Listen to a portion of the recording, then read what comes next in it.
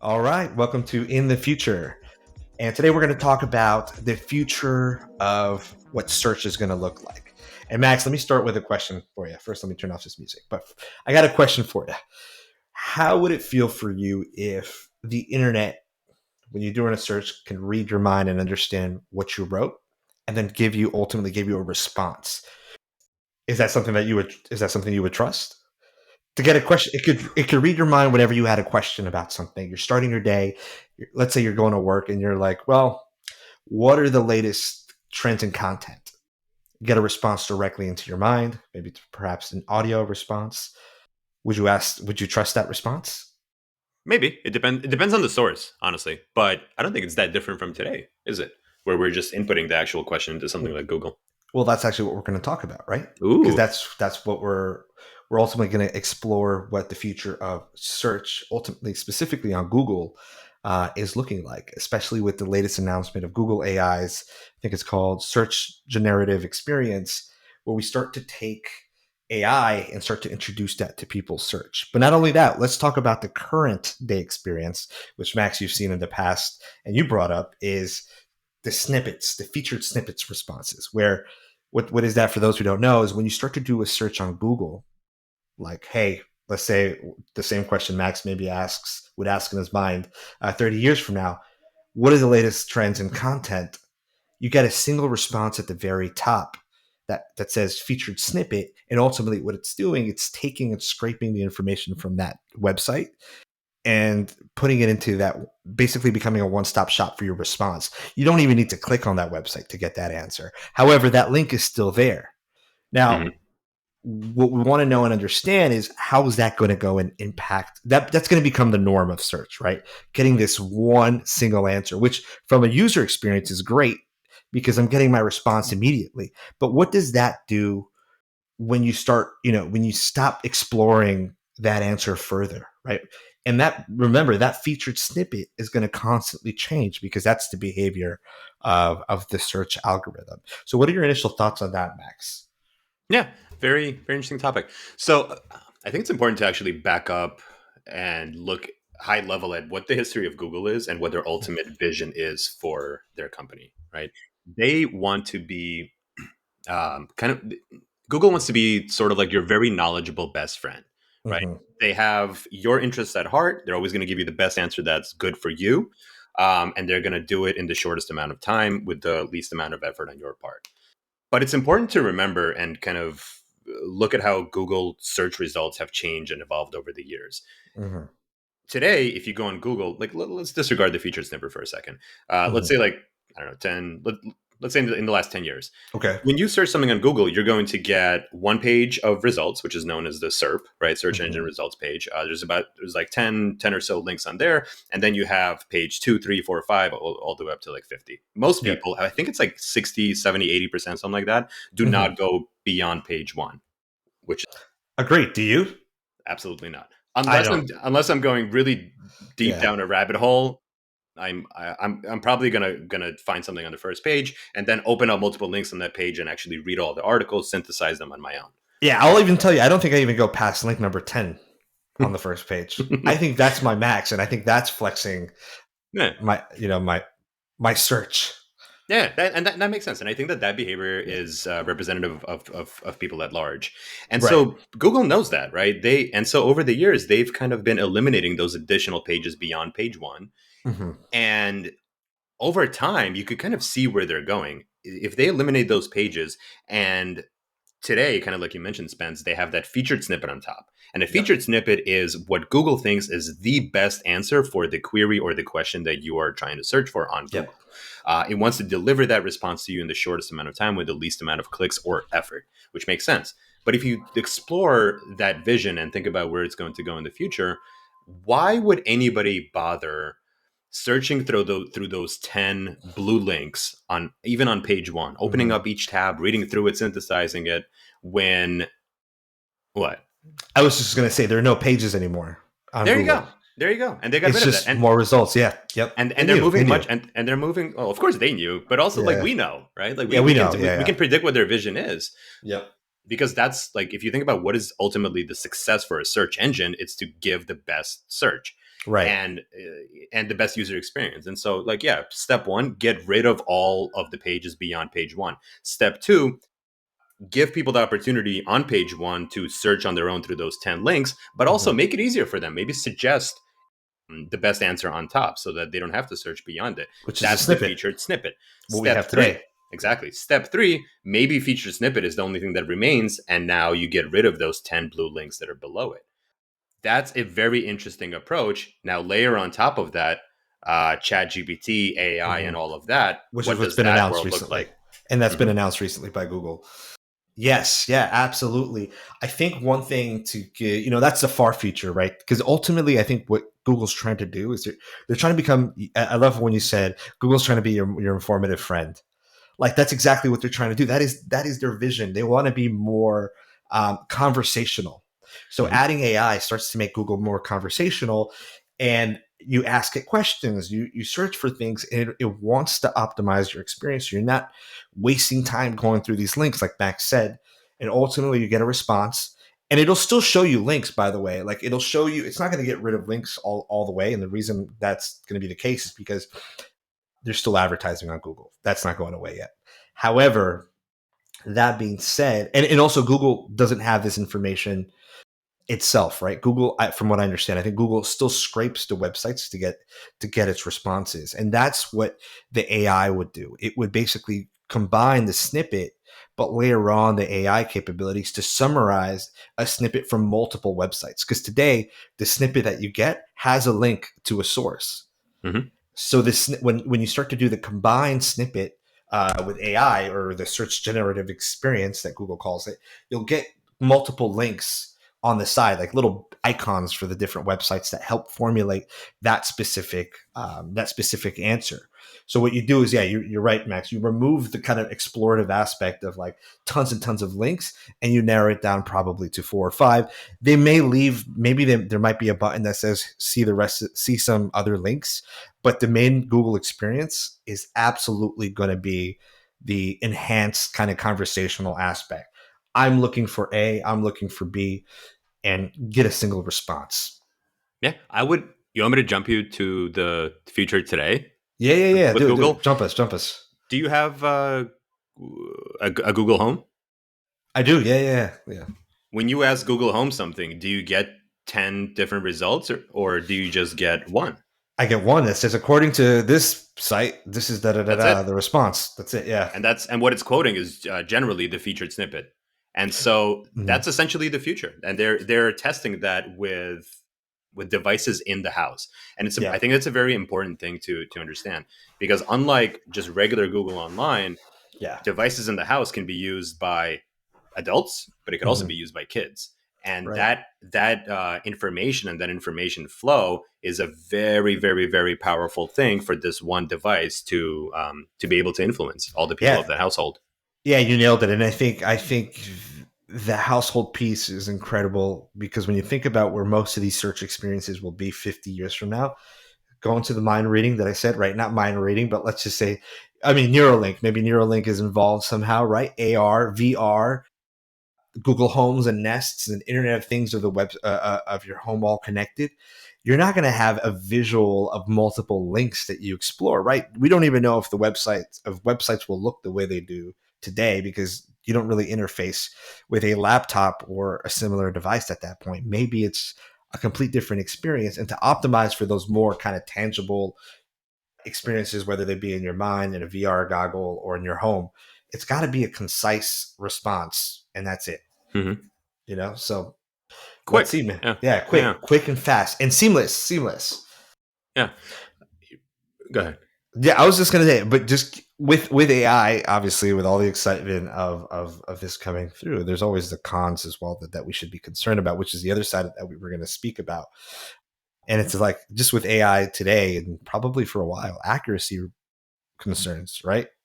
Those responses, if we're only relying on one response rather than get multiple sources, like this can lead to a mass amount of people have inaccurate information, misinterpret data, and then get into complex. Look at the little guy that's just walking across the desk.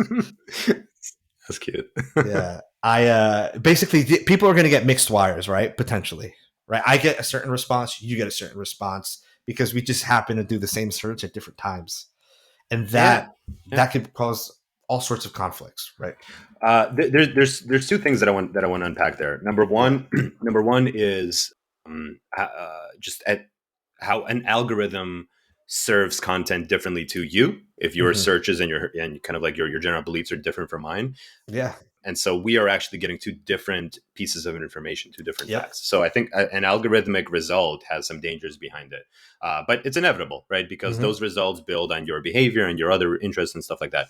Right. Number two, though, it's interesting if you to think about the actual content that Google is currently scraping, right? For many years, humans were the ones who were writing those all of those articles, right? It's something that's in your Hmm. thought. It's a topic you wanted to cover, and people go ahead and they actually write it. Hmm. But now we're entering this world where a lot of people who are creating articles are using AI to generate those articles, Oh wow. Yep. which means that okay, so what's AI doing? AI is scraping the existing content and it's creating almost a summary and making that Yeah. its own individual article. But if Yeah. everyone is creating, or like the mass majority Yeah. are creating those articles using that same instrument, Hmm. aren't we just copying each other Yeah. in the information that we're kind of creating here? Don't get me wrong, people are Yeah. doing that today. When they're creating articles, they're generally getting that information from other existing articles, and maybe Right. those articles got it from other people's articles, and so it's just like copycat, copycat, copycat. But when you layer AI on top of that to generate those articles from scratch, The scale of it too. the scale of it and how quickly it's going to grow, Yeah. that becomes very interesting. That reminds me of, and I think we talked about this. Did I tell you about the dead internet theory? No, tell me. Oh, okay. I thought we spoke about. Okay, well, the dead internet theory, and I'm not saying I believe this theory at all, but it's one of those theories that I'm like, oh, that's kind of believable. I can see how we could eventually get there. However, the current conspiracy theory believes we're there already, which is that the internet died at some point, like in 2019 or something like that. Yeah, dead in the sense that like all the content is primarily AI driven. It's all AI and ads driven. So, and a lot of the traffic that websites get are also bots. So basically saying that all of the content the most of the things that you get on the internet, which is why a lot of people Google the word Reddit at the end of many of their Google searches, is just either marketing AI driven content that mostly bots fuel to make them go higher in the search ranks. So it just reminds me of that particular theory. I don't think that's we're there now, but it's not an unbelievable theory in the future if all of our content's written by AI, it's getting searched by AI, and it's just kind of this thing that's diluting itself more or less into becoming kind of this like empty, empty knowledge space with no human touch to it. That's what kind of makes it dead, right? I There's can not see it. this humanity aspect to it. I So can, that just reminds me of it, right? It's just yeah. AI scraping other AI content and just ultimately dilutes it until like one single message is really driven. Unless the AI itself really starts to get creative or add like some sort of flair or touch to it, it just starts to feel like a watered down library content across the web. And yeah, and I guess that's the thing about conspiracy theories, right? It's like they sound probable, which is why they go viral. But Yeah, I could see it. I could see that one. yeah, sort Yeah. of, yeah. How Yeah. No, well, I was going to ask one other aspect to the things that you were saying about the single response that could add some concern, especially around like the bias and the impact and how you and I might get different search results because of the things we like. Now, add on top of that advertising, which isn't going to go away. Google is absolutely not giving up their advertising revenue. That's how they make money as a company. Mhm. So all of that gets incorporated into those snippets today, right? Or into at least showing sponsored results. Sponsored results are not going anywhere. They can't. That would Google would be losing so much revenue if they did that. So that somehow, I don't know how, I don't work at Google, has to be from a business model incorporated into the single conversational responses that Google gives you when they do the searches. So what does that mean? If Spencer really likes strawberry ice cream and Max really likes chocolate ice cream, and I ask it, what's the best ice cream to go buy? or what's the best, dessert to go out there, they're going to say, well, Spencer, you like strawberry. The best ice cream that's been voted by the world, of desserts is strawberry, while Max is, the best ice cream and dessert that you should go out and get is that chocolate. So when we both meet up in person and we're like, hey, did you hear that actually the best dessert's actually Yeah. strawberry? And Max goes, no, it's chocolate. I'll search it right now, and just creates confusion. Obviously, that's a lighthearted version, but you can imagine with a really sensitive topic how that can turn into a mess. Absolutely, and even the way we search, right? Have you? I'm sure this has happened. Have you had a like a debate with somebody face to face, and then they'll say, "No, that's not true," and then when they go to Google to kind of prove to you that their side of the argument, the way they phrase it is fascinating to me because they'll like using your example. I would search, isn't it true Mm-hmm. that chocolate ice cream is better than or is more Of popular than course, strawberry ice cream?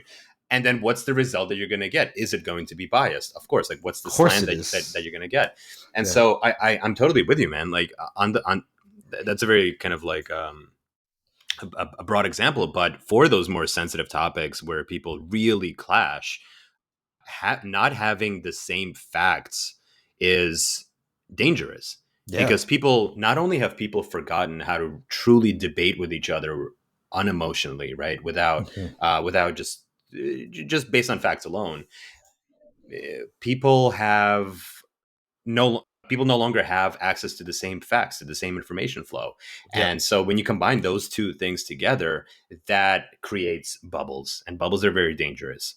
And yeah. because bubbles create camps, bubbles create just like Tribe mentality, but tribe like mentality. extension. Exactly. Yeah, Absolutely. Okay, so that's kind of one half of the conversation. The But other than Google, right? Google is the dominant search engine, but it's yeah. not the only search engine. And Bing. Bing is like it's like the ugly stepchild, but Yeah, yeah, it's having its time in the spotlight now too, right? Like yep, the fight for the top search engine is heating up, and yeah. that's kind of that's the beauty, but there's also danger there. Oh yeah. The beauty is that we're Google's threatened. taking exactly Google's threatened. The information flow that Google is so dominantly holding right now is being endangered. It's being additional lanes are being created, right? Like let's Right. say so, like Google, Bing. Who else is working on Twitter, which now became X? X is creating. I think Brock is the name or Grok, something like that. That is its own search engine, and Okay. that's going to and so like Yahoo, I guess. I don't know if they still do search. Yahoo, I guess, is one of them. But each one of those search engines isn't pure. Each one of Right. them has some kind of business model behind it. It has some kind of agenda, right? And Hmm. so not only is there going to be this extreme competition between the search engine, each one has their own agenda. What does that world look like? How do they get people Hmm. into their search, get them into adopting Bing or whatever X is going to be using? And what does that world look like? What's the impact of it? Yeah. Yeah. Yeah. No, total 100%. Well, it's going to flip it upside down. I know OpenAI, some people thought, they were like, oh, ChatGPT is going to replace search engines. And I think I saw an interview with Sam Altman, and he's like, we have no interest. Like, that's not really our interest. And if ultimately we just become like a search engine, then I feel like that's a sad dream for us specifically. So I don't see ChatGPT particularly trying to take out Google. However, even though he said that, I do see it potentially as a byproduct of being a conversational AI that's very intelligent. It might take out Google in some regard, in some way, where people just don't need, like, maybe it's not a search engine and that's not its primary function, but as a byproduct, who needs a search engine when you have a robo, AI assistant that can search the answers for me anyway and provide me links when needed. It's like almost like the cell phone to me. Like Chat GPT and these AI assisted chatbots almost become the cell phone. Like I don't need a calculator. Like the search engine becomes the calculator. I don't need a standalone calculator. I don't even need a standalone camera, which again, a search engine is one function. The Chat GPTs of the world, or the AI assisted chatbots, become in everything when it comes to information. They become a smartphone of information. So search becomes just one functionality of getting my answers that I need. Mm-hmm. And I think that ultimately becomes somewhere in the future, those things are going to come together in the sense of, even we mentioned like, hey, search on the Google Homes and VR connected to the mind. You just everybody's going to have that AI assistance that can do those things for you, and it's just one functionality, just one single functionality, and that'll probably be the future of it, I think. Yeah, I have I have some concerns about OpenAI saying they don't want to be a search engine because of their relationship with Microsoft, and With right Microsoft thing. owns Bing, and so they're kind of talking out of both sides of their mouth, in my opinion. There, Mhm. but I don't know. Maybe I'm wrong about that, but Well, maybe it's what they're doing is that they're letting Microsoft leverage the OpenAI technology through a partnership, but ChatGPT itself is not trying to replace, like they're not trying to be the search engine. But again, yeah, I think that conversation might be irrelevant anyway in like 10, 15 years. It's just, oh, we don't, search engines are just a thing of the past. Let's just ask my assistant to find me a just get the website. answer right. Yeah, or just get the answer. Yeah, Yeah, and that's really the thing. Like that difference in experience is, it seems small, but it's massive, right? We're yeah, not going out and we're not researching, we're not making up our own mind and synthesizing information, which is kind of like the leverage that humans have had for a really long time, is the hmm, ability to have their, apply your own perspective and kind of synthesize from there. But if yeah. you're just letting a company, regardless if it's Bing or Google, or like, I'm just going to call off some of the other ones that I see here: Baidu, Google, Baidu, yeah. Yahoo, Bing, Naver, whatever that is, Yandex, Brave, Sogu.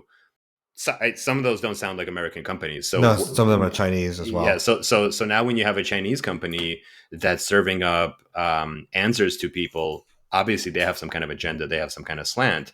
What's the what's the additional danger behind that, right? Hmm. And I on the one hand, it's really cool. It's kind of it's opening up the information flow from just one entity and allowing people to choose their own answers. But there's no, it doesn't seem like there's a true winning path here for everyday people, where Yeah, they just want an unbiased answer. That just doesn't right. happen, and maybe that's okay. But maybe that's just the agreement that we've all signed up for by allowing ourselves to use services like Google to get these answers, instead of going into a library and Yeah, encyclopedia, finding an encyclopedia and reading through it, synthesizing it. Maybe yeah. that's okay. Could yeah, and playing a little devil's advocate, could a lot of that encyclopedia also have been biased? Right, like, Sure, history right, books. everything, history books biased, right? So like, I wonder if it's just the way we interact with it, right? So for example, maybe when I'm talking about chat to an AI like a chat GPT and I'm searching for information, or maybe it's still Google's still a lot, still up and running for whatever reasons, which is why what I'm about to say is why I think they'll become irrelevant. Is I can ask chat GPT potentially something like, find me multiple sources for this answer, or can you find me every possible response to this answer? And that'll be, it'll give me different choices from different sources, and explain them to me in a way that I can understand them. So Mhm. maybe it's like learning how to navigate that, and that becomes part of the prompt. It's, hey, ChatGPT, I need you, and I keep using them as an example, but I need you for every question I ask you to give me multiple sources from different angles and different perspectives, and if you can formulate maybe a single response with the best of each part, or at least write it out for me, which is why I prefer the chat gpt being the future of search engines, or like search, and why I hope in some ways these search engines become irrelevant and just go to the stone age, is because you probably won't be able to do that with the single functionality of a search engine. You'll still only get that single response even with the AI, whereas the chatbot has more functionality apart from just the search capabilities. It can do the search, and then it can analyze the responses from different sources, and that I think that's probably, I think it's going to be the people who do what I'm saying, who are very conscious and aware. The school of thought is, hey, give me multiple responses from multiple sources so I can make a decision, or help me make a decision. Let's talk about it as a discussion. And then the people who just do the single search, and you'll have your choice to do that if you'd like. How small in relation is that first group compared to the latter? What I would guess, I'd probably guess it's like it's going to be less than like 2% of the population. And If that's I the had to problem. guess, I think that's the That's the problem. problem, Yeah, right? yeah, Because everyone always wants that low hanging fruit, least effort. I don't want yeah. search results. I want a result. I want you to Yeah. tell me the answer, Give me right? the answer, right? And Prove me. people, Help me prove myself. Help me prove that I'm right to this other person. yeah, or like what you're really arguing, which is help me prove that I'm wrong, right? Which would be the right way to which ask. which would be Yeah. the right way, but nobody wants to Well, do that, right. right? Yeah. And that's really that's the problem, right? Hmm. It's as human beings, we want to get lazier and lazier as time goes on. We Hmm. want convenience, we want instant gratification faster and faster in all aspects of life. And this, search is just one of those things. And I don't know, man. I remember looking at. I don't have a lot of faith that people are going to go through are going to raise themselves up to that bar that you're Hmm. describing. I hope they do. I know, people like us who care about this stuff might, but even then, Hmm. even people like us, I think we're gonna get a little lazier and lazier Yeah, of course. every We're gonna single do it. year. We're gonna do that like Yeah, we're not 3 out of 10 times. You know what I mean? Max, special. Exactly. maximum. But I think maybe it's something that is like maybe it's GPT ethics. I don't know if that's even going to be a thing. I know that's that could be like a sticky topic for some people, like ethics on how to use AI. Ethics of AI. I have been talking about this for the last couple of weeks. This is such a critical topic that Well, and some I think like IBM has a free course on ethics of AI. I think LinkedIn has a couple. Highly recommend people do those because mhm. that's where we need to begin. This is a brand new Yeah, technology that is so easy and simple to use that people are adopting it at an astonishing rate, and they're yeah, not really thinking or digging deep into some of the pitfalls, some of the dangers, hmm, some of the non-obvious ethical issues that need to be considered. yeah, And the people inside those companies, they also have an agenda. We need to hmm, understand those agendas before we, like search engine results are essentially a water hose, yeah, right? And that's just going to be aimed at you, and you need to know what's coming out of that hose before you just mhm. get splashed with that water or whatever the metaphor is. Yeah. No, 100%. I'll include etiquette as well, like ethics and etiquette, which is I know it's like, what do you mean AI etiquette? But like maybe it's something cultural too. Like, if you don't ask for multiple sources, from your AI, it's like, do we take you serious? Probably not. It's not really That's not really good AI conversational etiquette. Maybe you should ask for multiple sources. So like there's a cultural aspect to it as well that we can enforce, but I know we won't, because that's a sticky topic for a lot of people, like kind of icky, like, oh, what, you can't tell us what's like good and how to interact with AI. Like, who are you to say to set those standards? But I don't know. Sometimes, as I get older, I'm like, I can see why etiquette was such an important thing across cultures, and this is a new thing in our culture, our human culture, social culture. So it's important that we understand how to use it for the benefit of everybody and to respect everybody, and that includes the conversations we have with each other. If we can ask for those multiple sources, it's a sign of respect that I'm having I am getting myself informed from all different angles, so that when I have a conversation with somebody, I'm actually informed and I'm willing to keep my mind open and respect what the other one has to say, as long as they've done the same as me. Yeah, fully. Yeah. I definitely agree. It's like having the respect for your own intelligence, Yeah, right? For totally. your own brain. What information do you allow to come in? It's kind of cool to think that we are living through this time right now, Hmm. but it's so similar to when the internet was first coming out, right? Like Yeah. what were they calling it? Like the informational highway or something, super Yeah, highway. yeah. Information highway. Yeah. And even then, like, right, people were debating, like, how do I interact with this thing? Do we trust it? What's this information that people are putting out there? What are Yeah. these random websites that are putting up? Who's behind those websites? Right. And so I think that same level of scrutiny needs to be done today, because this is very similar. Yeah. It feels like we're like this. Anyway, it just feels very similar. I'll Yeah. just stop there. Yeah. All right. And before we wrap it up, I'll leave it off with something similar to how I started. Ooh. So let's jump to 300. Let's jump in an optimistic world. Let's jump, and we're all around. Let's jump 300 years from now, and you're alive for whatever reason. I will be. And yes, you will be. And you've got this Neuralink esque search engine in your head, where you can basically chat GPT in your mind. You can, like, the way you think, you can converse and get any answer to anything in the world. I mean, anything. like your mind's a mush. Like, I mean, your mind's not, it's like, it's just overloaded with any information you'd like to know. Then what, Max? Here's a philosophical question. Are you happy you have the knowledge of the world that you can just ask it anything at any moment? Does that bring you joy? I don't know if I don't know what it makes me feel, but I'll ask you a Yeah. question as well. Remember, not too long ago, before we had smartphones and the internet at our fingertips and our devices, when you were talking to someone and you had an open question come up, you, and that person couldn't get you the answer because you were next to like a library or something like Mm-hmm. that, or you weren't even, let's say, think about when you had computers at home and you had internet access, but you weren't at home. Yeah. What happened? Those questions were just It left. And you left. either had to trust the person who you were talking to, be like, oh, okay, that sounds accurate. Yeah. Or, no, I'm going to call, no, that's nonsense. Yeah. Yeah. But it's such an interesting difference in dynamic where like you create that curiosity gap and you leave it open. Whereas here, you have a question, you get instant Instant. You know it answer. all. You know everything. The question is that answer that you're getting, what's behind it? Is it Right. legitimate? Does it have an agenda? Does it have a slant? Can you truly trust it? Yeah. And then what's the person in the other room being served to that same question? These are And when we questions for people to ponder on. totally, and when we have when we have all the answers that are like in our minds, our fingertips, I guess you call it, are we yeah, what do we is it wisdom? Is it true wisdom to have it all? We never really have to think for ourselves. Are our brains even working? We've got the search engine just connected directly to our mind. It's going to be, that is the far future of what we're going to. And let's see. Let's leave it on that uplifting note.